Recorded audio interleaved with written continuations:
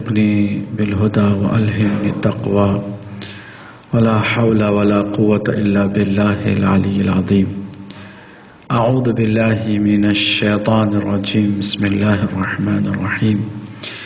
وبه نستعين وهو خير ناصر ومعين.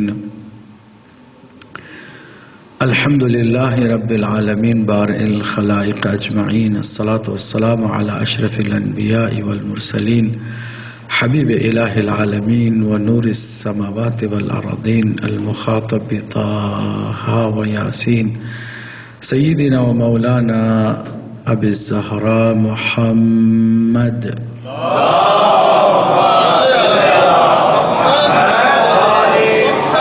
وعلى أهل بيته الطيبين الطاهرين المعصومين المظلومين المنتجبين المكرمين الميامين واللعن على أعدائهم أجمعين من ليلنا هذا إلى يوم الدين. أما بعد، قال الله الحكيم في كتابه الكريم: بسم الله الرحمن الرحيم. ولقد بعثنا في كل أمة رسولا أن اعبدوا الله واجتنبوا الطاغوت فمنهم من هدى الله ومنهم من حقت عليه الضلالة فسيروا في الأرض فانظروا كيف كان عاقبة المكذبين. صلوات على محمد وعلى آله.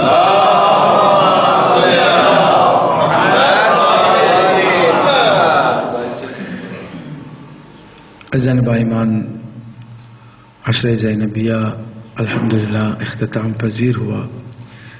عنوان بھی ہمارا اسرار عبادات تھا اور کوشش کی گئی کہ کسی حد تک ہم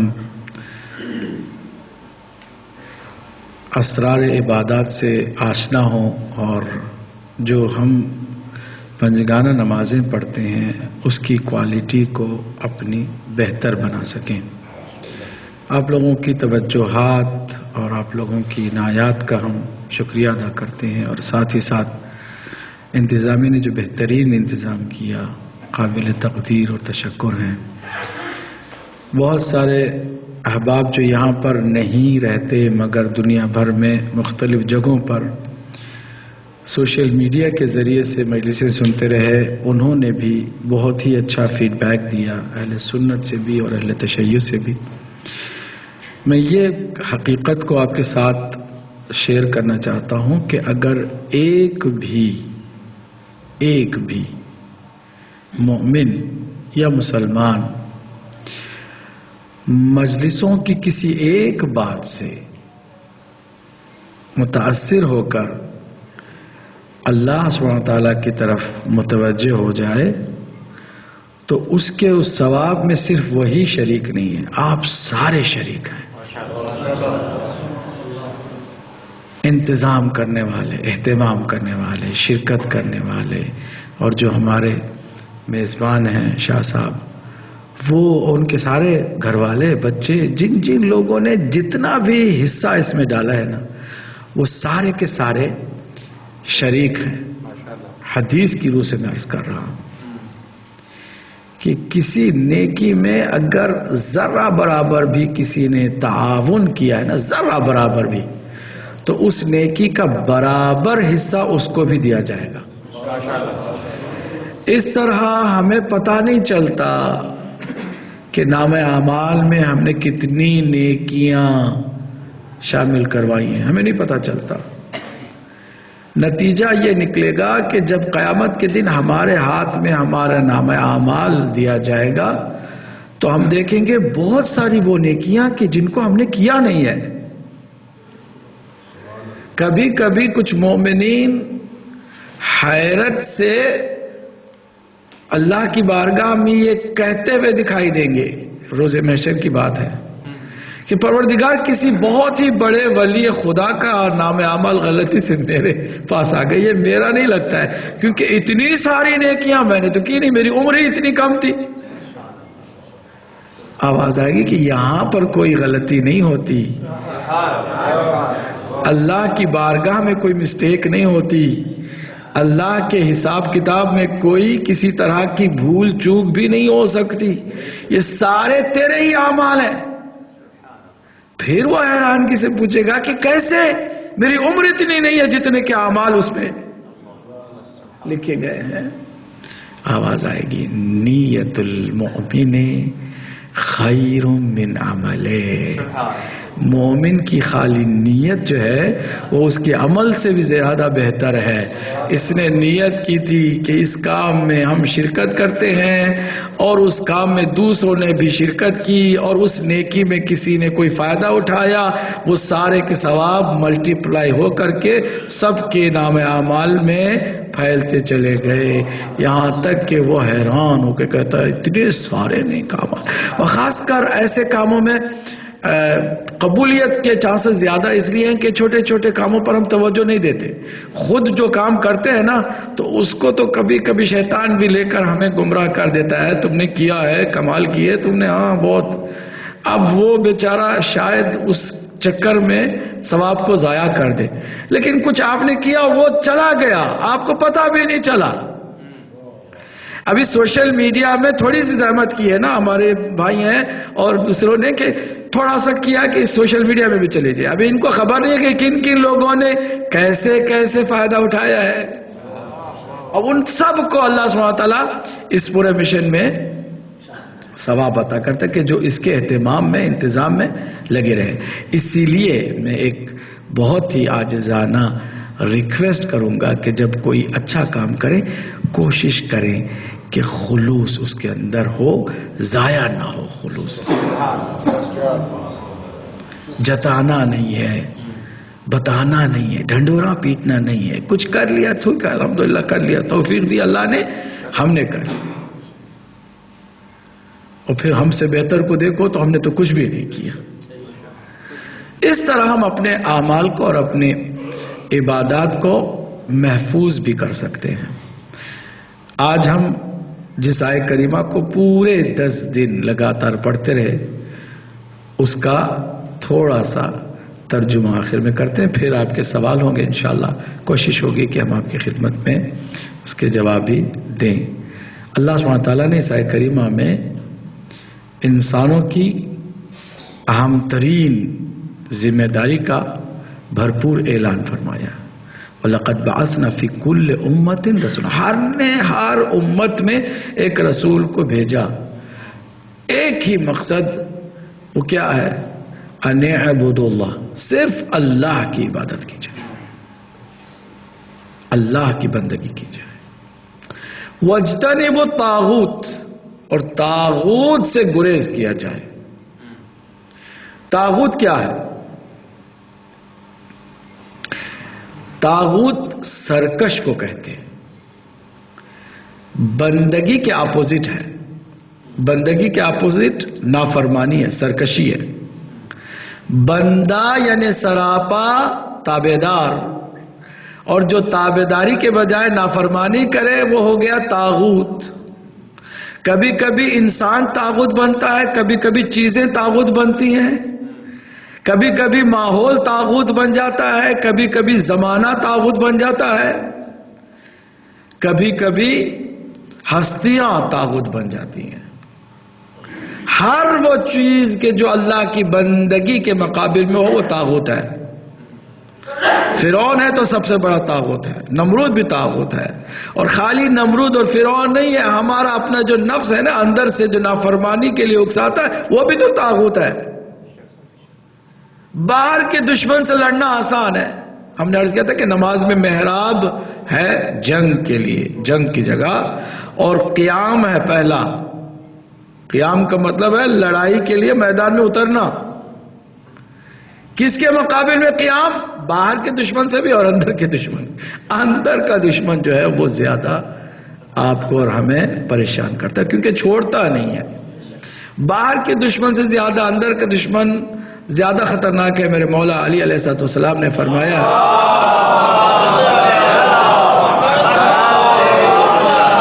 اعدى عدوك نفسك, اعدى عدوك نفسك, تمہارا سب سے بڑا دشمن خود تمہارا نفس ہے. دلیل کے بغیر امام کوئی بات نہیں کرتے. دلیل یہ ہے کہ باہر کا دشمن جو بھی ہے نا، اس کی بات مان لو تو دشمنی یا ختم ہو جائے گی یا کم ہو جائے گی. ایسے ہی ہے نا. آپ کا اگر کوئی دشمن ہو گیا ہے، ناراض ہو گیا ہے، آپ سے کوئی رنجش ہوئی ہے، کوئی جھگڑا ہو گیا ہے، آپ اس کے مطالبات تسلیم کر لیں، دشمنی یا تو ختم ہو جائے گی یا کم ہو جائے گی. ایسے ہی ہے نا.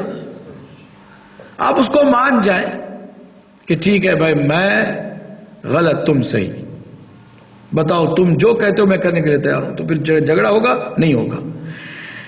نفس ایک ایسا خطرناک دشمن ہے، جتنی اس کی بات مانو کہ اتنا ہی وہ خدا سے ہمیں دور لے کے جاتا ہے. خواہشات ہمیں خدا سے دور لے کے جاتی ہیں. جتنی آپ مانیں گے اتنی وہ لے کے جاتی. اس لیے اس کو ختم کر دینا ہی عقل مندی ہے. اس دشمن کو ختم کرنا ضروری ہے، نفس جو ہے. آگے اللہ سبحانہ تعالیٰ نے جب یہ بتا دیا کہ ٹاسک انسانوں کا یہ ہے، تو انسان بھی دو طرح کے ہیں. فَمِنْهُمْ مَنْ هَدَى اللَّهُ، ان میں سے کچھ ہیں کہ جن کی اللہ نے ہدایت کر دی، یعنی اب وہ واقعاً بندگی کے ٹریک پر چل رہے ہیں، اجتناب کرتے ہیں کس سے؟ طاغوت سے. لیکن کچھ اس کے مقابل میں بھی ہیں. وَمِنْهُمْ مَنْ حَقَّتْ عَلَيْهِ الضَّلَالَةُ، کچھ انسان ہیں کہ جن پر گمراہی نے قبضہ جما رکھا ہے، گمراہی غالب آئی ہوئی ہے، ان پر کوئی اثر نہیں پڑتا. بعض لوگ ہوتے ہیں مجلسوں میں باتیں، کبھی کسی مجلس کی ایک بات بھی ان پر اثر نہیں کرتا، ڈھیٹ ہو کر بیٹھے ہوئے، دل اتنا سخت ہے کہ ان کو کوئی پرواہ نہیں. کبھی کبھی شیطان کہتا ہے تم کو تو سب معلوم ہے، یہ مولوی کیا بول رہا ہے، اس کی بات کیا سن، تم کو کس چیز کا علم نہیں ہے، تم تو ماشاءاللہ. وہ اندر ہی کہتا ہے مجھے پتہ ہے. ٹھیک ہے.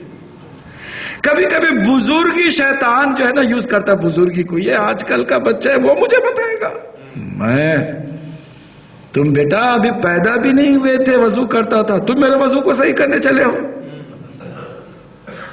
بھائی آپ پہلے تھے ضرور، آدم سے ہزاروں سال پہلے شیطان تھا، پہلے ہونے سے کوئی ہدایت نہیں پاتا. صلوات پڑھے محمد وعلى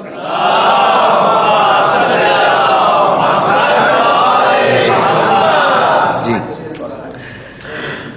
پھر اللہ سبحانہ وتعالیٰ نے جب بتایا نا کہ دو طرح کے لوگ ہیں، ایک جن کو اللہ سبحانہ وتعالیٰ نے ہدایت دے دی، وہ کبھی نہیں کہتے کہ ہمیں سب کچھ آتا ہے، ہر موڑ پہ کہتے ہیں میں سیکھ رہا ہوں، مجھے سیکھنا چاہیے. کہاں تک سیکھنا ہے؟ دروازے قبر تک، الی المہد الی اللحد، دروازے لحد تک آپ کو سیکھنا ہے. تو کوئی بھی یہ نہیں کہہ سکتا کہ مجھے کسی علم کی ضرورت نہیں ہے، میں کیا میں سب کچھ بات جانتا ہوں. نہیں، یہ ہدایت والے لوگ ہوتے ہیں کہ ہمیشہ ہر آن سیکھنے کے در پہ ہوتے تاکہ اصلاح کرتے رہے اپنے آپ کی. اس کے مقابل میں گمراہی نے قبضہ کر رکھا ہے. نہیں یار تم کو سب آتا ہے، تم کو کیا کسی سے پوچھنا، کسی سے کیا سیکھنا، کون سی ایسی بات ہے جو تمہیں نہیں معلوم ہے. میں بہت بڑا ہوں. وہاں سے شیطان ان کو اسی میں اندھیرے میں رکھتا ہے. اب جب دو طرح کے لوگ ہو گئے نا، تو اللہ سبحانہ تعالیٰ کہتا ہے کہ جو ہدایت پا گئے وہ ہدایت پا گئے. اب جو ذلیل ہوئے ہیں نا، گمراہی کے دلدل میں پھنسے ہوئے نا، ان کی حالت جاننے کے لیے تم سفر کرو. فسیرو فی الارض، زمین کی سیر کرو. فانظروا، پھر دیکھو کیا کیف کان عاقبۃ المکذبین، جنہوں نے جھٹلایا ان کی کیا انجام ہوا، ان کو جا کے دیکھو. آج دیکھو کہ جتنے اللہ کے مقابل میں طاغوت آئے ان کا کیا حشر ہوا ہے. ہماری آنکھوں کے سامنے ہم دیکھ رہے ہیں کہ کسی بھی طاغوت کو اللہ نے عزت سے سرفراز نہیں فرمایا ہے. وَلِلَّهِ الْعِزَّةُ وَلِرَسُولِهِ وَلِلْمُؤْمِنِينَ، عزت صرف اللہ کے لیے اور اس کے رسول کے لیے اور مؤمنین کے لیے. صلوات پڑھ دیجیے محمد.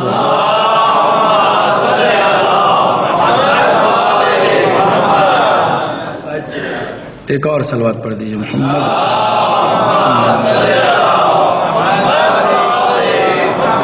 ویسے اگر آپ نے لکھا بھی نہیں ہے تو آپ کھڑے ہو کر سوال بھی کر سکتے ہیں. انشاءاللہ ہم کوشش کریں گے آپ کے سوال کو سنیں گے. ایک دفعہ جو لکھا ہوا آیا ہے اس کو لیں گے، ایک دفعہ انشاءاللہ باری آپ لوگوں کی طرف سے جو پوچھنا چاہیں پوچھیں. محمد وعلی محمد صلوات.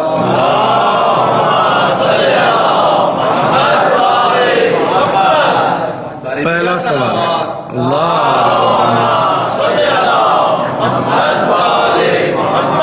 آغازن جیسا کہ نماز میں سجدے کے وقت 7 اعضاء جسم زمین پر لگنے چاہیے. جو آدمی تکلیف کی وجہ سے کرسی پر بیٹھ کر نماز پڑھتا ہے اس کے اعضاء نہیں لگ پاتے, اس کے لیے کیا حکم ہے؟ دیکھیے اللہ سبحانہ و تعالیٰ نے ہر انسان کو اس کی طاقت اور بساط کے اعتبار سے ہی ذمہ داری دی ہے. جو نارمل ہے اس کو تو 7 اعضاء زمین پر لگانے ہیں, لیکن کسی بیماری کی وجہ سے, تکلیف کی وجہ سے, کمر درد کی وجہ سے, گھٹنوں کے درد کی وجہ سے, کسی اور مسئلے کی وجہ سے وہ بیٹھ کے نماز پڑھا کرسی پر, تو جتنے اعضاء لگا سکتا وہ ضرور لگائے. کم سے کم کیا ہے کہ سامنے پیشانی کو اللہ سبحانہ و تعالیٰ کی بارگاہ میں خاک میں ملائے. کم از کم یہ تو ہے نا, یہ پیشانی حقیقت میں یہ جو سجدے ہم کرتے ہیں اس کو معمولی سمجھے نہیں ہے, یہ خاک ہے. خاک سے پیشانی کا جو تعلق ہے وہ اتنا گہرا ہے کہ اتفاق کی بات ہے, یہ بھی میں بتا رہا ہوں, یہ اتفاق کی بات ہے کہ مسلمان تو ہزاروں لاکھوں کروڑوں ہیں مگر صرف علی والے ہی خاک پر سجدہ کرتے. ٹھیک ہے, اور اللہ کے نبی نے علی کا ہی یہ لقب بتایا ہے, قائد غر المحجلین, چمکتی پیشانی والوں کا قائد صرف علی ہے.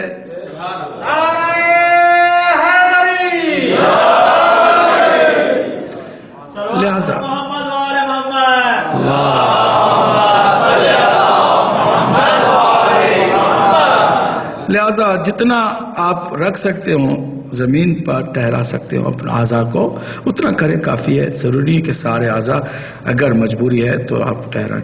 جو نمازی کھڑے ہو کر نماز نہیں پڑھ سکتا یعنی بیٹھ کر پڑھتا ہے, اس کی 4 رکعت نماز کیسے گنی جائے گی؟ 4 رکعت ظاہر سی بات ہے, جیسے کھڑے ہو کر نماز جو پڑھتا ہے وہ 4 رکعت ویسے بیٹھے ہوئے بھی پڑھ رہا ہے, صرف یہ کہ وہ قیام نہیں کر رہا, بیٹھنے کو وہ قیام سمجھ لے. ٹھیک ہے, پھر رکوع کرے گا, جھکے گا, پھر رکوع سے اٹھے گا, پھر قیام کرے گا حالانکہ بیٹھا ہی ہوا ہے, پھر 2 سجدے کرے گا, سجدے کر کے پھر بیٹھ جائے گا, اپنی اصلی منزل پر آ جائے گا, وہ دوسری رکعت اس کی شروع ہو جائے گی. سورہ پڑھے گا, پھر دوسری رکعت کا رکوع کرے گا, پھر 2 سجدے کرے گا اور تشہد ساتھ میں بیٹھ کے پڑھے گا. اب تشہد کے بیٹھنے کے انداز میں اور قیام کے انداز میں ایک ہی ہے نا, کیونکہ وہ بیٹھ کے نماز پڑھ رہا ہے. تو اس طرح آپ 4 رکعت ادا کر سکتے ہیں. آبادان یہاں گلف میں کئی اداروں میں ہندو مسلم اکٹھا کام کرتے ہیں. بارش کے موقع پر اگر گاڑی میں اکٹھا بیٹھنا ہے اور کپڑے گیلے ہونے کی وجہ سے ایک دوسرے سے لگ رہے ہیں تو کیا حکم ہے؟ ظاہر سی بات ان کپڑوں سے نماز پڑھنی چاہیے کہ نہیں؟ جب آپ کو پتہ ہے کہ آپ کا لباس نجس ہو گیا یا آپ کا ہاتھ یا بدن نجس ہو گیا تو آپ کو نماز سے پہلے لباس چینج کرنا ہوگا اور بدن کے اس حصے کو دھونا ہوگا جس حصے میں نجاست سرایت کر گئی. سارے بدن میں آپ کو نجاست نہیں گئی ہے تو ضروری نہیں ہے کہ نہانا. بعض لوگ تو باقاعدہ سمجھتے ہیں کہ کوئی غسل کرنا بھی ہے, غسل نہیں کرنا.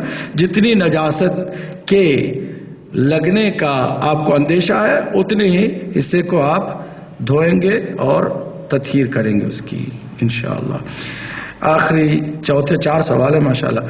آجن اسی بات کو آگے بڑھاتے ہوئے جہاں دونوں اکٹھا رہ رہے ہیں اور کسی وقت آپس میں بیٹھے ہوئے ان کا پکایا ہوا کھانا پیش کرتے ہیں تو کیا کریں؟ دیکھیے, کھانے کے معاملے میں ہمیں بہت احتیاط کرنے کی ضرورت ہے. ٹھیک ہے کہ وہ دوست ہیں آپ کے, آپ ان کا دل بھی نہ توڑیں. ضروری نہیں ہے کہ ہر چیز آپ کھل کے کہیں کہ میں حق بولتا ہوں. یہ بعض لوگ حق بولنے کے چکر میں کام بگاڑ دیتے. کوئی ضروری نہیں ہے کہ جو بات صحیح ہے اس کے منہ پہ کر دے کہ ہم چونکہ تم کافر ہو, تم نجس ہو, تمہارا ہاتھ کا کھانا ہمارے یہاں منع ہے اور یہ ہے وہ نہیں. تقریر جھاڑنے کی کوئی ضرورت نہیں. سمپل کوئی بہانہ کریں کہ بھائی میں اس وقت میرا موڈ نہیں ہے, میں نہیں کھا سکتا ہوں, ختم.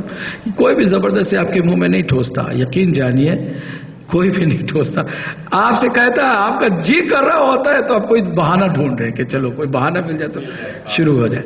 نہیں، کوشش کریں کہ احتیاط کریں. کھانے پینے کے معاملے میں اس لیے بھی زیادہ احتیاط کریں کہ اس کے دو اثر ہیں. ایک اثر شرعی ہے جو کہ حرام ہے، ایک اثر وضعی ہے.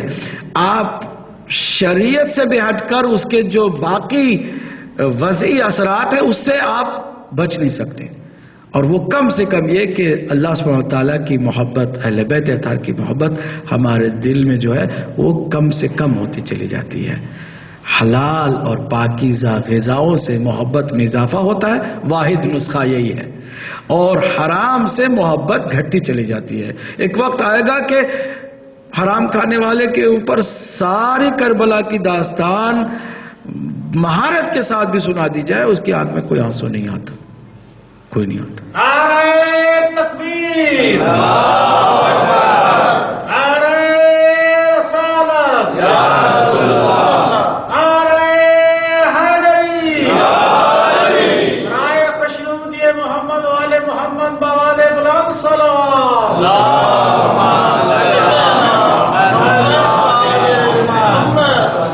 باری اب آپ لوگوں کی ہے. اگر آپ لوگوں میں سے کسی کو سوال کرنا ہو تو اس میں کھانے کے ساتھ ریلیٹڈ سوال ہے. مثلا اس کا کھانا نہیں کھاتے، اپنا پکا ہوا کھانا اگر وہ شیئر کرتا ہے اور ایک ہی برتن میں کھا رہا ہے، اس کے لیے کیا ہوگا؟ مطلب کیا ہے کہ ایک ہی برتن میں کھا رہا ہے کھانا آپ کا؟ پلیٹ ہو، ایک ہی ہاں پلیٹ ہو. ٹھیک ہے، اس کو بھی آپ ڈرا کر لیں لائن کہ بھائی یہاں سے کھاؤ، بھائی یہاں سے کھاتا ہو، کوئی حرج نہیں ہے، کوئی مسئلہ نہیں ہے.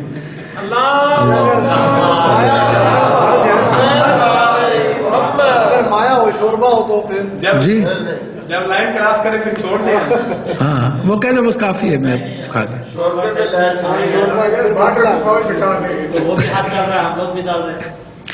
ہاں نہیں، احتیاط کریں. اس کو کہیں کہ الگ سے کرتے ہیں، ویسے بھی ہائیجینکل وے سے بہت اچھا ہے کہ پلیٹ ان کی الگ ہو، آپ کی الگ ہو، مکس کر کے نہ کھائیں. تھوڑا سا ویسے بھی آپ دو بھائی بھی ہوں تو کوشش کریں الگ الگ کھائیں، کوئی حرج نہیں ہے. اور آج کل جو ہیلتھ کے مسائل ہیں وہ ہر ایک کو اس پر بھی توجہ دینے کی ضرورت ہے. اتنا پیار بھی نہ بڑھا لیں کہ آپ کا یہ جو ہے مسئلہ یہاں تک چلا جائے کہ شوربے میں دونوں کا منہ جا رہا ہے. ٹھیک ہے، تو انشاءاللہ اس کا آپ بھی خیال رکھیں گے. چلیں، نماز 5 وقت فرض ہے. ائمہ سلام اللہ نے نماز ملا کر پڑھی ہمیشہ جیسے ہم اہل تشیع پڑھتے ہیں، یا نماز 5 وقت کی الگ الگ پڑھنی چاہیے؟ دیکھیے، سرکار دو عالم صلی اللہ علیہ وسلم،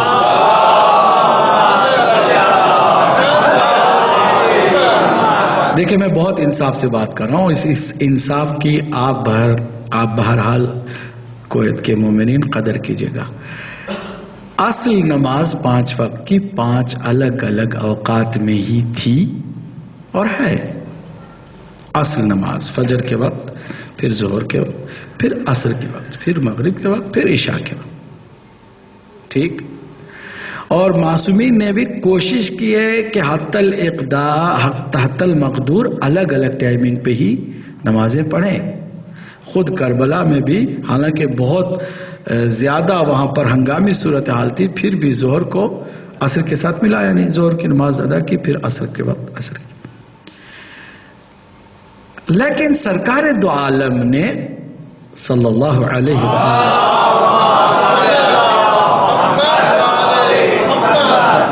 بالکل نارمل حالات میں بھی ظہر کے ساتھ عصر کو، مغرب کے ساتھ عشاء کو نماز پڑھی اور پڑھائی. صحابہ نے پوچھا یا رسول اللہ کیا اب نماز پڑھنے کا طریقہ بدل گیا ہے؟ فرمایا اب طریقہ نہیں بدلا ہے، میں تمہارے لیے آسانی فراہم کرنا چاہتا ہوں، میرے رب کا بھی یہی منشا ہے. قرآن مجید میں آیت کریمہ موجود ہے اس سلسلے میں، توجہ کیجئے گا. ان اللہ یرید بکم اليسر ولا یرید بکم العسر. اللہ سبحانہ تعالیٰ نے ارادہ فرمایا ہے کہ تمہارے لیے فیسیلیٹی اور آسانی فراہم کرے، نہ کہ مشکل میں تمہیں ڈال دے. ٹھیک، حکم رب کا آیا، سرکار نے بھی یہ فیسیلیٹی دی ٹھیک، اس فیسلٹی کا ہم میکسیمم فائدہ اٹھاتے ہیں، کوئی غلط بات بھی نہیں ہے۔ اگر ہم جان بوجھ کر بھی ظہر کے ساتھ عصر کو اور مغرب کے ساتھ عشاء کو پڑھیں تو نماز اپنی جگہ پہ ایبسولوٹلی یقینی طور پر صحیح ہے، اور نبی مکرم کی سنت پر آپ بھی عمل کر رہے ہیں۔ لیکن اگر کسی کے پاس ٹائم ہے، الگ الگ پڑھنا چاہتا ہے، تو اس کی نماز بھی صحیح ہے اور فضیلت کے اعتبار سے اسے زیادہ ثواب ہے، اس میں کسی کو کوئی پرابلم نہیں ہونی چاہیے۔ انصاف کی بات بھی یہی ہے، ٹھیک ہے۔ اب ان کو یہ ضد ہے کہ ہم ملا کر کے بالکل نہیں پڑھیں گے کیونکہ شیعہ پڑھتے ہیں، اور ہم میں سے کسی کو یہ ضد ہے کہ نہیں ہم تو الگ الگ پڑھیں گے ہی نہیں، ہم کو تو ملا کے ہی پڑھیں کیونکہ ہم شیعہ ہیں۔ ایسا نہ کریں، نماز دونوں طرح کی ہو سکتی ہے۔ صلوات پڑھتے محمد والا۔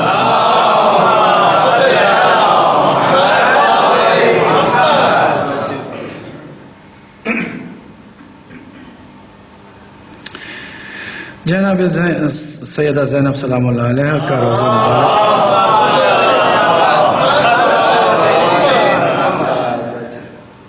کا روزہ مبارک دمشق میں ہے، اور آپ کا کب وہاں دوبارہ تشریف لے گئے اور وفات کیسے ہوئی؟ دیکھیے، آج کل کے تو حالات کچھ ایسے ہیں کہ بہت کم جانے کا اتفاق ہو رہا ہے، گرچہ کچھ لوگ ہمارے دوست پچھلے مہینے زیارت جا کے آئے ہیں اور زیارت کر کے آئے ہیں، اور الحمدللہ مومنین بہت زیادہ قربانی دے رہے ہیں اس حرم کی حفاظت میں، اور مدافع حرم بن کے جا رہے ہیں۔ اللہ سبحانہ تعالیٰ ان کی توفیقات میں بہت زیادہ اضافہ کرے، اور ان کی اس عزم و ارادے کو دیکھنے کے بعد یقین ہو جاتا ہے کہ انشاءاللہ امام کا بھی جب ظہور ہوگا تو مومنین سینکڑوں نہیں ہزاروں ہوں گے کہ جو امام کی نصرت میں پیش رہیں گے، اس میں کوئی شک نہیں۔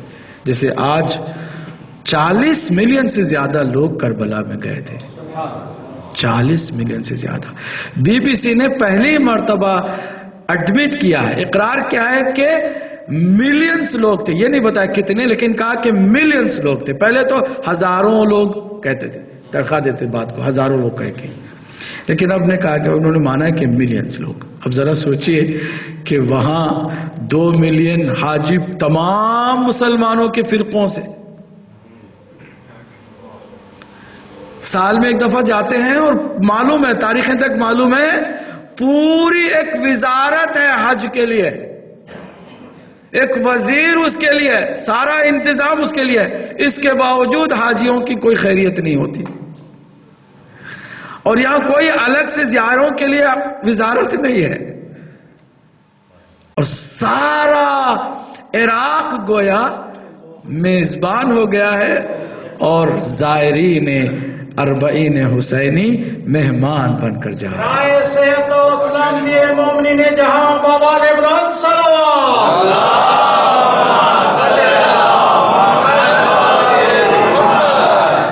اب یہ کہ جناب سیدہ زینب سلام اللہ علیہ کی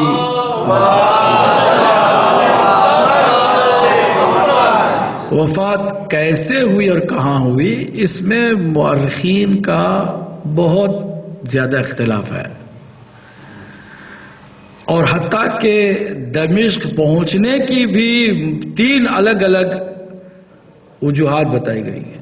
ایک سبب یہ بتایا گیا ہے کہ مدینے میں قحط آ گیا تھا، اور لوگ مدینہ چھوڑ کر کچھ علاقوں میں پناہ لینے لگے تھے، اور چونکہ عبداللہ ابن جعفر رضوان اللہ تعالیٰ علیہ کا ایک باغ دمشق میں پہلے سے تھا، تو انہوں نے کہا کہ ہم کیوں نہ اپنے ہی باغ کی طرف جائیں اور وہاں رہائش پذیر ہوں، ایک روایت ہے، اور وہاں گئے اور پھر سر مولا کو دیکھا، اور اس جگہ پر جہاں پر سر رکھا گیا تھا سیدہ زینب پر بہت زیادہ اثر اس کا اتنا ہوا کہ گریہ کرتی ہوئی آپ کا انتقال ہوا۔ ایک روایت ہے، ایک روایت یہ ہے کہ نہیں، جناب زینب نے قسم کھائی تھی کہ جب تک زندہ رہوں گی اپنے بھائی کی مظلومیت کا پرچار کرتی رہوں گی، تبلیغ کے اس کام کو میں انجام دیتی رہوں گی، اور اس تبلیغی سفر میں آپ تشریف لے کے گئی تھیں اور آپ کی وہاں پر وفات ہوئی۔ تیسرا سبب یہ بتایا جاتا ہے کہ نہیں. ایک دفعہ پھر جب مدینے کے لوگوں نے یزید سے بیعت کو توڑ کر کے بغاوت شروع کر دی تو اس نے امام زین العابدین کو پھر سے بلایا تھا. تو جناب سیدہ نے کہا زینب سلام اللہ علیہ نے کہ میں بھی تمہارے ساتھ چلوں گی، جیسے میں بھائی کے ساتھ گئی تھی بھتیجے کے ساتھ بھی جاؤں گی. تو وہاں تشریف لے کے گئی تھی اور اس کے بعد وہاں آپ کی وفات ہوئی. یہ 3 مختلف اسباب روایتوں میں ہے کہ اب میں کون سی صحیح کون سی، کوئی بھی ہمیں سے اس زمانے میں تھا نہیں کہ جو کہے کہ یہ صحیح باقی غلط ہے. کوئی بھی روایت ہو سکتی ہے. روایات میں ہمیں یہ بھی نہیں کہنا کہ یہ جھوٹ ہے یہ صحیح ہے، کیونکہ کوئی اس بات کو کہہ نہیں سکتا یقینی صورت میں. بات بتاتے ہیں علماء، وہی ہم بھی آپ تک پہنچا رہے ہیں. واقعہ کربلا کے کتنے عرصہ بعد؟ بہت کم. دیکھیے عرصہ جناب زینب سلام اللہ علیہ کی کربلا میں 55 سال کی ایج تھی کربلا میں، اور وفات کے وقت 57 سال بتائی جاتی ہے. کوئی 2 سال کے آس پاس کا یہ سارا ماجرا. صلوات پڑھ دیں محمد والے.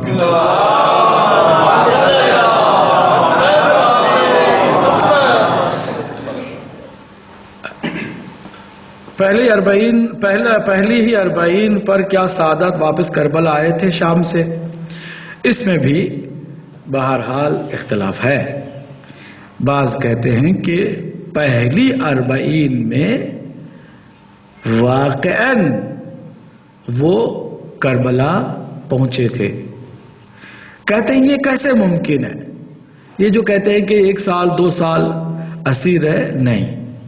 دیکھیے جیسے ہی پہلی سفر کو اسی سال پہلی سفر کو اسیران کربلا دمشق میں وارد ہوئے، لوگ تماشا وہ سارے مصائب دربار میں لے جائے گئے، اور اسی دربار میں ایک جناب زینب سلام اللہ علیہ نے اور ایک جناب زین العابدین علیہ السلام نے، 2 3 درباریں نہیں ہوئی ہیں، مختلف اوقات میں کچھ ہوا نہیں ہے. اسی وقت جو ہے نا 2 تقریریں ہوئی ہیں، ان 2 تقریروں سے انقلاب آ گئے. جو لوگ آئے تھے تماشائی بن کر VIP انہوں نے کرسیاں اٹھا لی تھیں یزید کے خلاف. تم نے تو ہمیں بتایا تھا کہ کوئی باغی گروہ تھا، تم نے ان کو مار کے کامیابی حاصل کی. یہ تو رسول کی اولاد ہے، تم نے رسول کی اولاد کو مار دیا، ہمیں خبر نہیں. حتیٰ جو عیسائی جو ڈیلیگیٹس آئے تھے انہوں نے تک کہا یہ کیسا تمہارا دین ہے کہ تم جس کا کلمہ پڑھتے ہو اسی کی اولاد کے ساتھ تم ایسا کرتے ہو. ایک عیسائی نے تو کھڑے ہو کر کہا کہ معلوم ہے کہ بہت دور کا رشتہ ہے حضرت عیسیٰ کے ایک حواری کا سلسلہ، نسل کا سلسلہ ہے. حضرت شمعون سے میرا سلسلہ ملتا ہے. آج بھی عیسائی مجھے دیکھتے ہیں تو اس نسبت سے میرے احترام کرتے کھڑے ہو جاتے ہیں، اور تم اسی رسول کی اولاد کے ساتھ یہ کرتے ہو. بہت بڑا انقلاب اس وقت آیا تھا. جناب زینب سلام اللہ علیہ کی تقریر کے بعد پردے کے پیچھے سے جب پتہ چلا ہندا کو اسی کی بیوی کو، وہ پردے کو چاک کر کے باہر نکل آئی. سر جو ہے برہنہ اس کا تھا اور چیختی ہوئی آ گئی کہ اولاد رسول کے ساتھ ایسا ہوا ہے. تو اسی تخت پر بیٹھے ہوئے یزید نے اپنی عبا نکالی، اس کی بیوی کے سر پہ ڈالنے کی کوشش کی. بیوی نے ہٹا کے کہا کہ تجھے اپنی ناموس کا خیال ہے اور رسول کی ناموس کا خیال نہیں ہے. وہ مصائب، اور ان مصائب میں کتنی دیر تک وہ قید خانے میں رکھ سکتا تھا؟ چند دنوں کی بات تھی. بعض یہ روایت، میں روایت سنا رہا ہوں، کوئی مجھ پر نہ لگا دے لیبل کہ انہوں نے یہ کہا اس کا مطلب یہی صحیح ہے. میں کہہ رہا ہوں روایتیں مختلف ہیں، کسی روایت کو میں نہ صحیح کہہ رہا ہوں نہ غلط کہہ رہا ہوں، کیونکہ کہنے کا مجھے کوئی حق بھی نہیں ہے. میری اتھارٹی اس سلسلے میں نہیں ہوں، کیونکہ یہ تاریخی معاملات میں کسی کو بھی اتھارٹی نہیں ہے کہ وہ کہے کہ یہ صحیح ہے باقی دوسرا غلط ہے. ٹھیک ہے، تو یہ ایک روایت بتائی جاتی ہے کہ چند دنوں کی، تو اسی چند دنوں کے قید خانے کے بعد رہائی ہوئی اور وہ وہاں سے نکلے اور پہلے کربلا آئے اور اس کے بعد پھر مدینے کی طرف گئے. یہ ایک روایت ہے. ایک روایت ہے کہ نہیں، 1 سال کا عرصہ پورا گزر گیا تھا اور اس کے بعد وہ 40 حسینی کے لیے کربلا پہنچے. ایک روایت ہے کہ نہیں، اسیران کربلا کی رہائی کے بعد وہ سیدھے مدینے گئے ہیں اور کربلا بعد میں کسی اور مناسبت میں گئے ہیں. مختلف اس میں 3 روایتیں ہیں اور اللہ اس سلسلے میں بہتر جانتا ہے. اور کوئی بھی روایت کوئی پڑھتا ہے تو اس کو حق بھی حاصل ہے. اگر کسی کتاب میں اتھینٹک کتاب میں البتہ روایت ہے تو اس کو پڑھنے کا بھی حق حاصل ہے. صلوات پڑھیں محمد و محمد.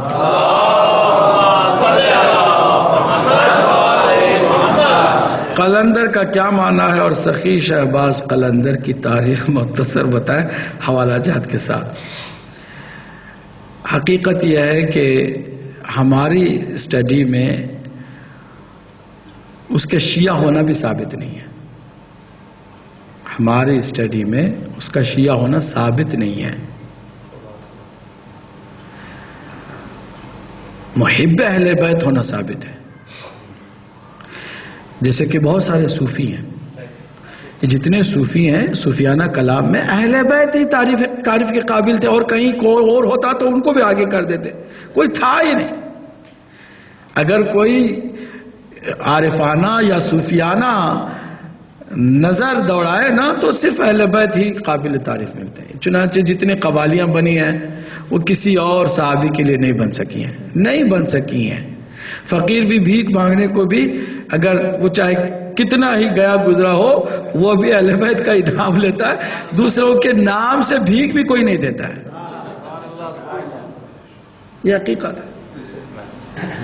اب ایک محب ہو, جیسے کہ ابھی حال میں لوگوں نے اس کو اتنا بڑھایا کہ ابھی میں نے دیکھا کہ کچھ پاکستانی ماتمی دستے میں اس قوال کی جو گزشتہ دنوں بیچارہ شہید کر دیا گیا امجد صابری صاحب کے, ان کی بڑی بڑی فوٹوز لے کے چلے گئے. ہو سکتا ہے آئندہ کی کچھ نسلوں کے بعد اس کو بھی ولی بنا کے کوئی اس کا مزار بنا کے بیٹھ جائے. یہ اس کا امکان ہے. ہوتا ایسا ہے. ہم لوگ جو ہے نا, ہم کلچر کے زیادہ مارے ہیں, حقیقت کے ہم زیادہ مارے نہیں ہیں.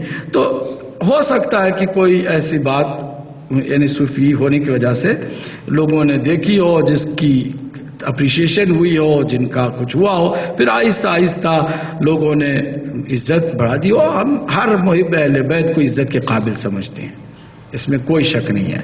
عزت دینا اور ہے, مگر اپنی طرف سے کسی کو اللہ اور ہمارے درمیان وسیلہ قرار دے دیں, ایسا نہیں ہے. وسیلہ صرف معصوم ہستیاں ہیں کہ جو بے عیب ہو, بے خطا ہو, بے لغزش ہو, بے گناہ ہے. ان کا واسطہ ہمیں دینا چاہیے. ٹھیک ہے, ایک اچھے محب کی اگر مزار پہ آپ جاتے ہیں تو سورہ فاتحہ پڑھیں بجائے اس کے کہ وہاں جا کے حاجات طلب کریں. اس بیچارے کی بھی مغفرت کا آپ کچھ بندوبست کریں. صلوات پڑھیں محمد والے.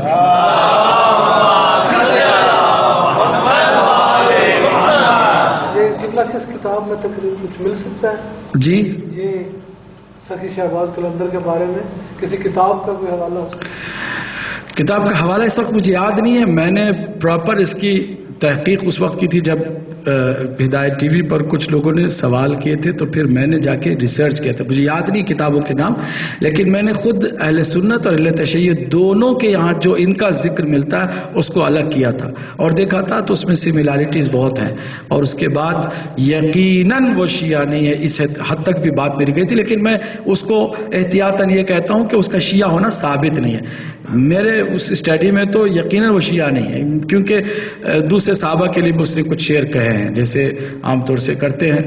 علامہ اقبال کی بھی بہت شعر صدیق کے لیے ہے خدا کا رسول بس, اس طرح کے اشعار علامہ اقبال کے بھی ہیں. تو ہم نہیں کہہ سکتے کہ مثلاً وہ مطلب 100% مثلا شیعہ ہے, کیونکہ شیعہ کوئی ہوتا ہے نا تو وہ کچھ بھی ہو جائے, چاہے کتنے ہی تقیے کا زمانہ گزار دے, بہرحال وہ بات نہیں کرتا کہ جو بات عام دوسرے بھائی ہمارے کرتے ہیں. صلوات پڑھتے محمد والے.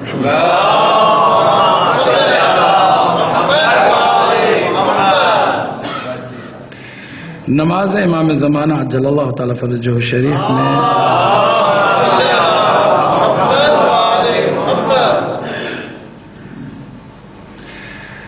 دو رکعت نماز جو پڑھی جاتی ہے, نماز امام زمان جو وہاں مسجد جمکران میں, تو اس میں 99 مرتبہ ایاک نعبد و ایاک نستعین پڑھنے کی بات ہوتی ہے. 7 مرتبہ رکوع میں ذکر کو اور 7 مرتبہ سجدے میں ذکر کو دہرانے کی بات ہوتی ہے. تو سوال ان کا فقہ کی. جی آپ کا ہے. جی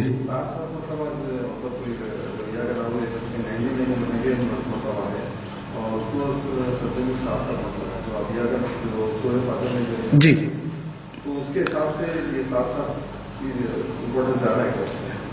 ہاں دیکھیے، کبھی کوئی نماز سنت اور نوافل کی نماز جو ہے نا، وہ اگر عدد کے اعتبار سے آپ کو بتائی جاتی ہے تو اس پہ کوئی نہ کوئی راز ہوتا ہے. عدد کے حساب سے ہمیں تو نہیں پتہ ہوتا ہے، علم غیب تو نہیں ہے، ہم کوئی 100% نہیں کہہ سکتے بس یہی اس میں یہ راز ہے. نہیں، راز کوئی نہ کوئی ہوگا، لیکن جو کہا گیا ہے مستحب کام ہے، اس کو اسی طرح سے انجام دینا ہی بہتر ہی ہے. لیکن اگر آپ نے کم کیا، زیادہ کیا تو آپ نے کوئی گناہ بھی نہیں کیا. یہ بھی آپ کو بتا دوں کہ 7 مرتبہ کا اگر آپ نے 5 مرتبہ کہہ کے نماز ختم کر دی، یعنی 3 دفعہ ہی کہا، یا پھر 7 کی جگہ پہ 14 کر دیا، تو کوئی گناہ آپ نے نہیں کیا. لیکن اگر جیسے کہا گیا ویسے ہی آپ کو، جیسے کبھی کبھی ڈاکٹر آپ کو نسخہ دیتا ہے کہ صبح یہ، شام میں یہ اور دوپہر میں یہ، اسی حساب سے اگر کرے تو زیادہ فائدہ ہے. لیکن اگر آپ نے ایکسٹرا ڈوز ادھر ادھر کر دی تو کوئی اتنی قیامت بھی آنے والی نہیں ہے انشاءاللہ. تو یہ ہے اس کی اہمیت. جہاں تک بات ہے 7 کی جو عدد کی اہمیت ہے، 7 کی عدد کی، ہم اگر اسلامی جو محاسبات ہیں ان محاسبات میں دیکھیں، 1، 5، 12، 7، 70، 40 ان اعداد کی بڑی اہمیت ہے اپنی جگہ پر. لیکن اب اس میں کیا راز ہے اللہ بہتر جانتا ہے. بندے اگر اتباع کریں تو وہی ان کے لیے سب سے اچھا ہے. صلوات پڑھ دیں محمد وعلیہ.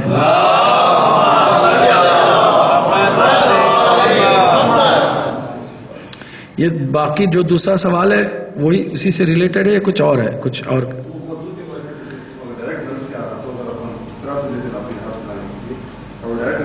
ہاں بالکل لے سکتے. ہاں وضو کے لیے میں آپ کو بتا دوں کہ بہت سارے لوگوں کو شاید یہ پتہ نہیں ہے کہ جیسے غسل ارتماسی ہے، ایک ترتیبی ہے اور ایک ارتماسی ہے. ترتیبی کیا ہے کہ آپ نے نیت کر کے سر اور گردن کو دھویا، پھر اپنے بدن کو 2 حصوں میں تقسیم کیا، ٹھیک ہے. اور تقسیم کے لیے یہ جو ناف کا جو حصہ ہے یہ ہے، آدھا یہ آدھا وہ. تو دائیں طرف کے پورے حصے کو بدن کے دھویا، پھر بائیں طرف کے دھویا، تو آپ نے غسل کمپلیٹ کر لیا. اس کو کہتے ہیں ترتیبی.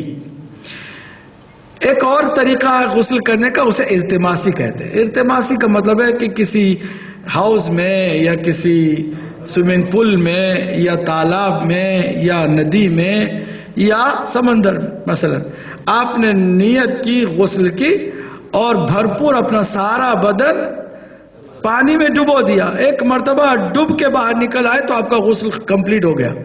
اب آپ نے پاؤں کے نیچے سے پاؤں کو پہلے بھیجا، سر کو پہلے بھیجا، آپ نے سر سے چھلانگ لگائی، ڈائی ماری، یا پھر آپ نے پیروں کے پہلے بھیجا، کوئی فرق نہیں پڑتا. ایک دفعہ مکمل آپ ڈوب جائیں پانی میں تو آپ کا یہ غسل کیا ہو گیا؟ پورا ہو گیا. اسی طرح آپ وضو ارتماسی بھی کر سکتے. شاید بہت سارے جوانوں کے لیے نئی بات ہو. ٹیپ کھولا آپ نے، ڈائریکٹ اپنی یہ پیشانی ہے نا، پیشانی کا اوپر والا حصہ آپ نے اس ٹیپ کے نیچے رکھا اور پانی کو پورے چہرے پر پہنچانا شروع کیا اور آہستہ آہستہ آپ نے اٹھا لیا. پانی کمپلیٹ آپ کی ٹھڈی سے نکل گیا تو آپ نے دھو لیا. ہاتھ کو آپ نے کونی سے آپ نے ڈبویا کسی ہاؤس میں، ٹھیک ایسے کر کے پھر آپ نے نکال لیا. پھر دوسرا ہاتھ آپ نے ڈبویا، نکال لیا. البتہ ارتماسی وضو یہاں تک تو صحیح. اب مسح کے لیے تو آپ کو اپنے ہاتھ استعمال کرنے ہوں گے، سر کا مسح پھر پیروں کا مسح. یہ ہے وضو ارتماسی. ٹھیک ہے. کیا یہ ممکن ہے کہ آدھا وضو میں ترتیبی کروں اور آدھا وضو میں ارتماسی کروں؟ مثلا سر کو، چہرے کو دھونے میں ذرا دقت ہوتی ہے، ٹھیک ہے، کیونکہ پانی وہ شاید پورا، تو میں پانی لے کر کے چہرہ تو میں ترتیبی طور پر ہاتھ سے دھوؤں. ہاتھوں کو دھونا بہت ایزی ہے. ٹیپ کھول دیا میں نے، ہاتھ کو ڈائریکٹ کونے سے دھونا شروع کر دیا، ہٹایا، پھر دوسرے ہاتھ کو بھی کھول کے کر دیا. آیا میں ایسا کر سکتا ہوں کہ کچھ ترتیبی کچھ ارتماسی؟ کوئی بتا سکتے ہیں؟ کر سکتے یا نہیں کر سکتے؟ جی تو نئی والوں کے ووٹ زیادہ ہیں، بڑے فتوے ہیں بھائی، ہیں؟ بالکل کر سکتے ہیں، سمجھے آپ؟ تو آپ کو گھبرانے کی ضرورت ہے، جب دیکھیں سہولت ہے سہولت سے فائدہ اٹھائیں، کوئی ضروری نہیں ہے کہ آپ پورا ترتیبی کریں اور پورا ارتماسی کریں، آپ آدھا آدھا کر کے بھی کر سکتے ہیں، ٹھیک ہے؟ مسا تو میں نے عرض کیا نا، مسا کے لیے کوئی چارہ نہیں ہے کہ اپنے ہاتھ ہی کو استعمال کرنا پڑے گا، آپ ہاتھ سے مسا سر کا کریں گے، پھر پاؤں کا کریں گے، اس میں تو کوئی اور راستہ نہیں ہے، لیکن باقی جو چہرے اور دو ہاتھوں کو دھونے میں آپ کو اختیار ہے کہ کچھ ترتیبی کچھ ارتماسی ہو یا پورا ارتماسی ہو۔ واضح ہو گئی بات انشاءاللہ؟ چلیے، انہوں نے سوال اچھا کیا تھا، تو ان کے سوال سے اب دیکھیں، انہوں نے یہ تو نہیں سوچا ہوگا نا کہ اس کی تفصیل بتائی جائے گی تو بہت سارے لوگوں کو بھی کچھ پتہ چلے گا، تو آپ کو پتہ چلا ہے تو ثواب میں وہ بھی برابر شریک ہوں گے انشاءاللہ۔ صلوات پڑھیں محمد و آل محمد۔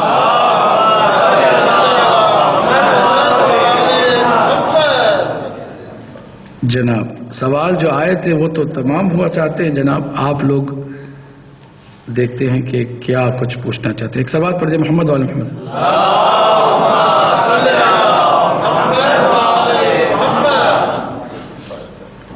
دیگر صلوات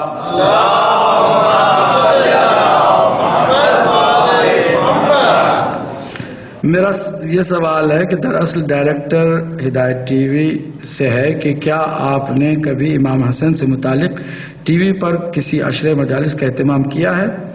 اگر کیا ہے تو عالم کا نام اور تاریخ بتا دیں تاکہ استفادہ کیا جائے، اور اگر نہیں تو کیوں نہیں؟ ہم نے ایک بھرپور پروگرام کیا تھا اور بہت جامع اور بہت حوالے جات دے کر کے، جس کو یہاں پر جو کویت میں ہمارے بھائی ہیں اس وقت شاید آئے نہیں ہیں، نصیر بھائی، انہوں نے باقاعدہ محنت کر کے اس کو تحریری شکل بھی دی ہے۔ پروگرام کا نام تھا صلح امام حسن اور قیام امام حسین علیہ السلام۔ ہم نے امام حسن مجتبی علیہ السلام کی زندگی پر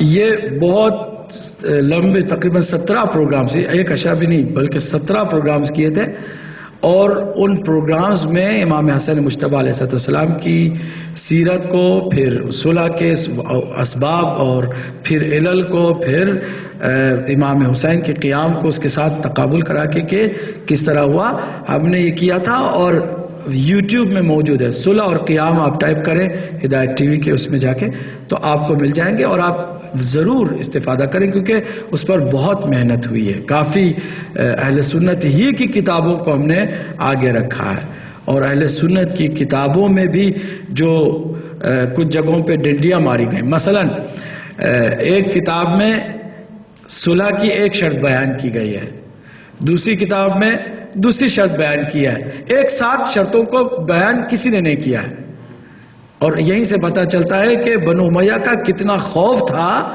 کہ ساری بات ایک جگہ پر مورخین نہیں لکھ سکتے تھے، اس کو بھی ہم نے اس کی وجہ، اس کی جو اسباب ہیں اس کو بیان کر کے کہا کہ الگ الگ ہیں، ہمارا فرض ہے کہ ہم ان کو اکٹھا کر کے بتائیں کہ یہ اہل سنت کی کتابوں میں اتنی شرائط جو ہے امام نے لکھوائی تھی۔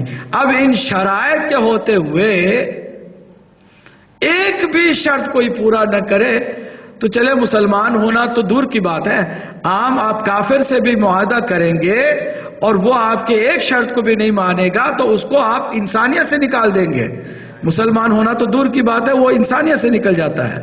تو جو ابو سفیان کا بیٹا ہے وہ اس لائق بھی نہیں ہے کہ اس کو آپ مسلمان کہیں، کیونکہ انسانیت سے بھی زیادہ دور شرائط کی دھجیاں اڑانے والا ہے۔ تو بہرحال اس کو آپ دیکھ سکتے ہیں، اس میں انشاءاللہ ہمارے حق میں بھی دعا کیجیے گا۔ یہی سوال باقی ائمہ اطہار کے لیے بھی ہے۔ الحمدللہ ہر امام کی ولادت اور شہادت کی مناسبت پر بھرپور پروگرامز ہوتے ہیں۔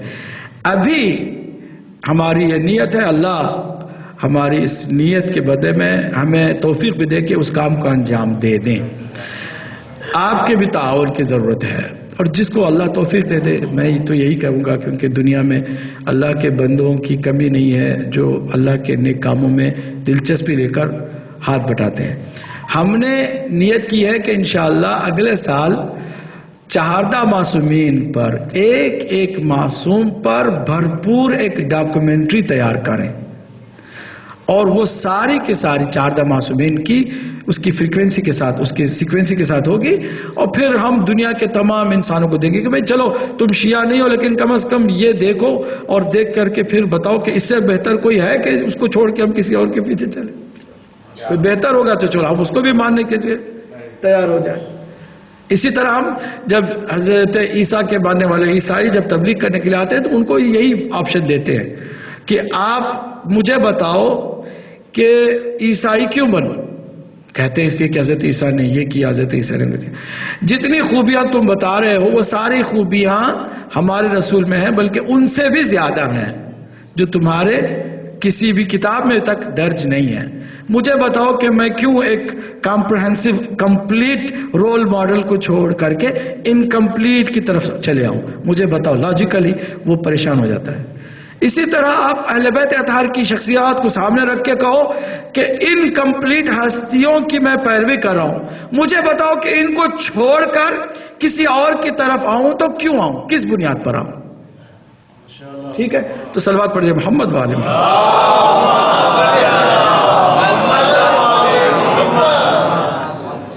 دیکھیے ابھی بس 2 ہی سوال رہ گئے آپ کی طرف سے کوئی نہیں اگر بیٹھے ہوئے. جی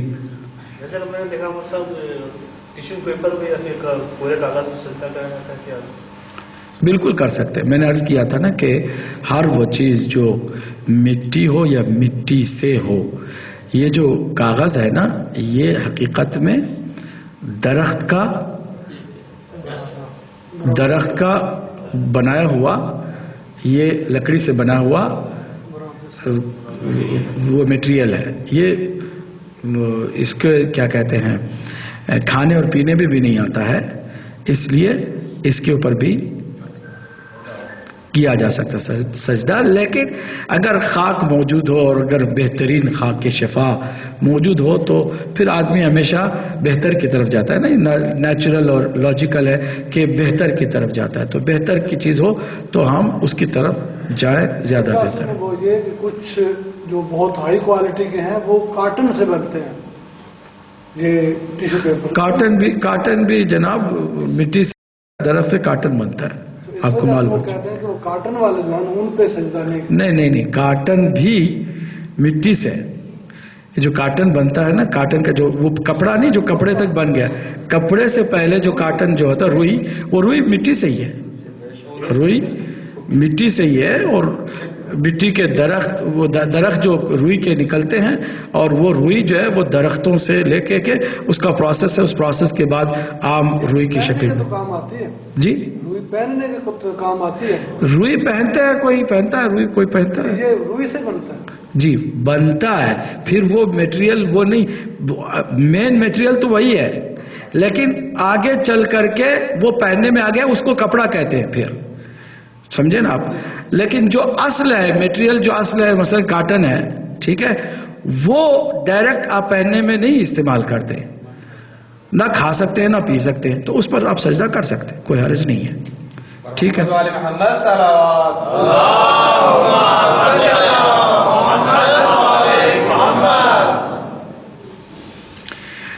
ماں باپ کی اولاد اگر اکلوتی بیٹی ہو تو ماں باپ کی جائیداد کی وارث اکیلی وہی ہوگی یا ماں باپ کے بہن بھائی بھی وراثت میں حصے دار ہوں گے, یعنی چاچا ماموں وغیرہ.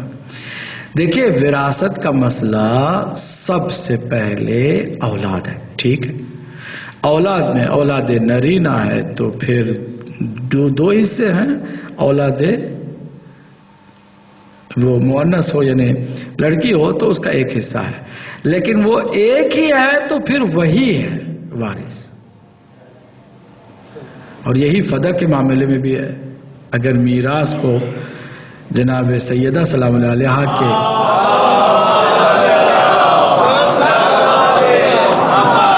تو چچا موجود ہیں, حضرت عباس رسول اکرم کے چچا موجود ہیں. ٹھیک ہے, پھر باقی چچازاد بھائی بھی موجود ہیں، ٹھیک ہے، کسی کے لیے نہیں تھا، انہی کے لیے تھا کہ ایک ہی اکلوتی بیٹی ہے تو ان کو حصہ ملے گا۔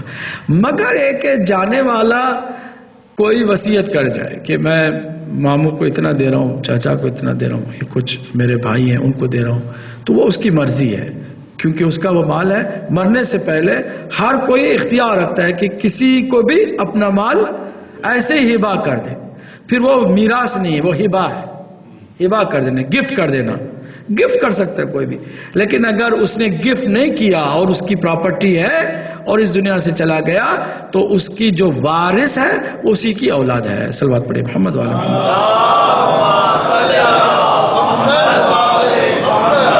نیل پالش لگانے سے وضو ہوتا یا نہیں ہوتا؟ نیل پالش اگر واقعاً بھی آپ کے ناخن پر پانی پہنچنے سے رکاوٹ بنتے ہے تو نہیں ہوتا ہے، اس کو صاف کرنا پڑتا ہے۔ مہندی یا اور کلر کہ جو بال کو ہم لگاتے ہیں خضاب جیسے ہے، یا پھر انگلیوں پر جو مہندی آپ چڑھاتے ہیں، مہندی کا جو رنگ اس کے اوپر چڑھتا ہے وہ معنی نہیں ہے، اس میں وضو ہو جاتا ہے۔ لیکن جو الگ سے میٹیریل ہم پالش کے طور پر، نیل پالش کے طور پر لگاتے ہیں، اس سے وضو کے پانی کے پہنچنے میں رکاوٹ ہے، اس لیے وہ وضو نہیں ہوتا، اس کو صاف کرنے کی ضرورت ہوتی ہے۔ اور اس کے بعد پھر تو آج کل کچھ لوگوں نے یہ بھی شروع کیا ہے، خواتین نے بھی، کہ آرٹیفیشل ناخن ملتے ہیں کہ جہاں جانا ہو آرٹیفیشل لگا لیا، نہیں جانا ہے اتار کے وضو بھی کیا، نمازیں بھی پڑھیں اور کوئی مسئلہ بھی پیش نہیں آیا۔ صلوات پڑھیں محمد وعلی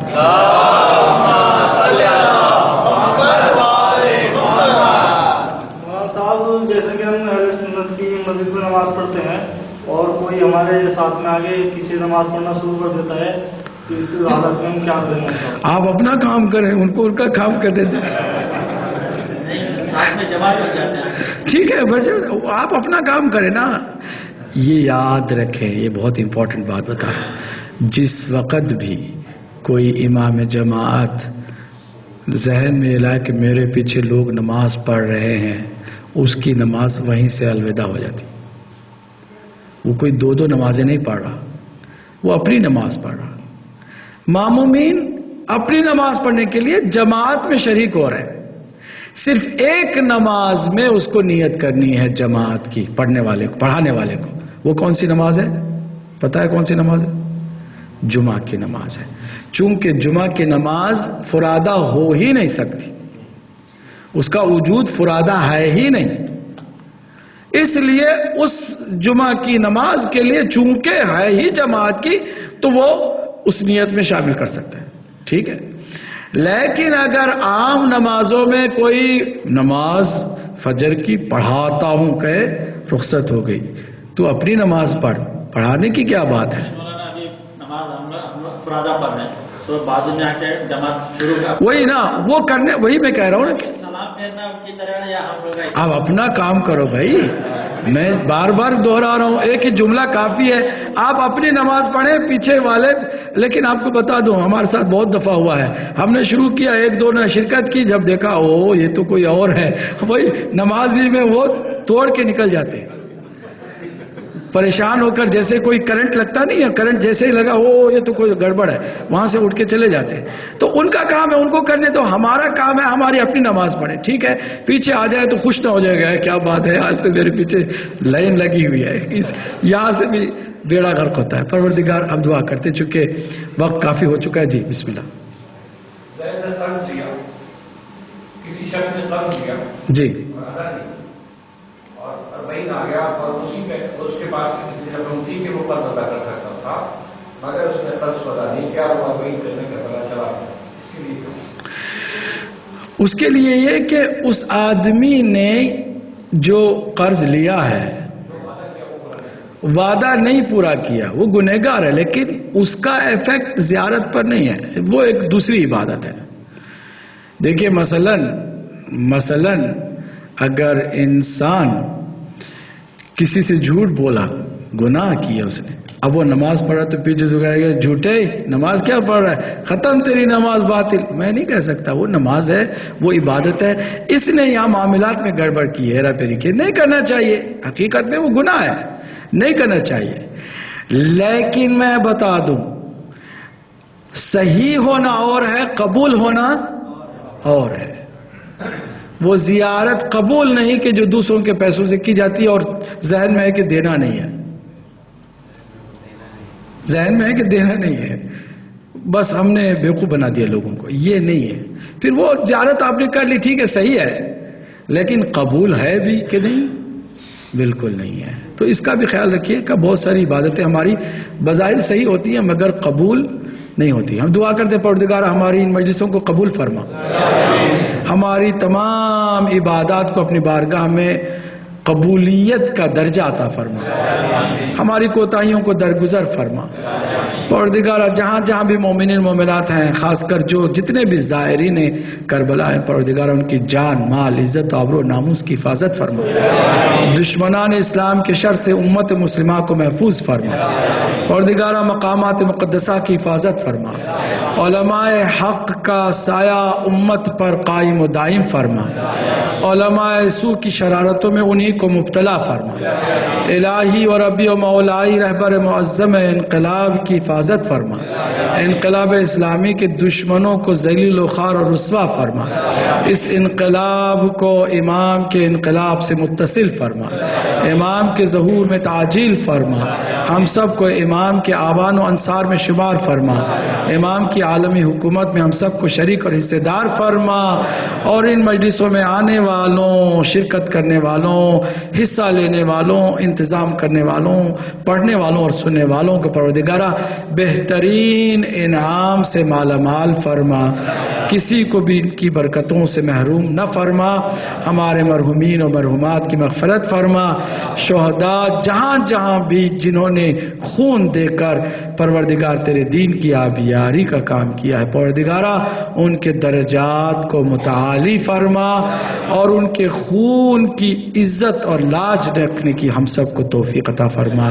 ایک مرتبہ سورہ حمد اور 3 مرتبہ سورہ اخلاص کی تلاوت فرما کر تمام اپنے مرحومین مرحومات اور خاص کر اس پورے سلسلے میں جنہوں نے محنتیں کی ہیں ان کے مرحومین مرحومات، شہداء آدم علیہ السلام سے لے کے آج اس گھڑی تک جتنے بھی شہید ہوئے ہیں راہ حق میں، ان سب کے روح کے لیے امام راحل امام خمینی رضوان اللہ تعالی علیہ، شہید عارف حسین حسینی اور باقی تمام مراجع اعظام علماء کرام اور اس وقت جو بھی اس دنیا سے اللہ کا اور اس کے رسول کا اور اہل بیت اطہار کا نام لے کر مرتا ہے، پروردگار ان سب کی مغفرت کے لیے آپ 1 مرتبہ سورہ حمد 3 مرتبہ سورہ اخلاص کی طرف بسم اللہ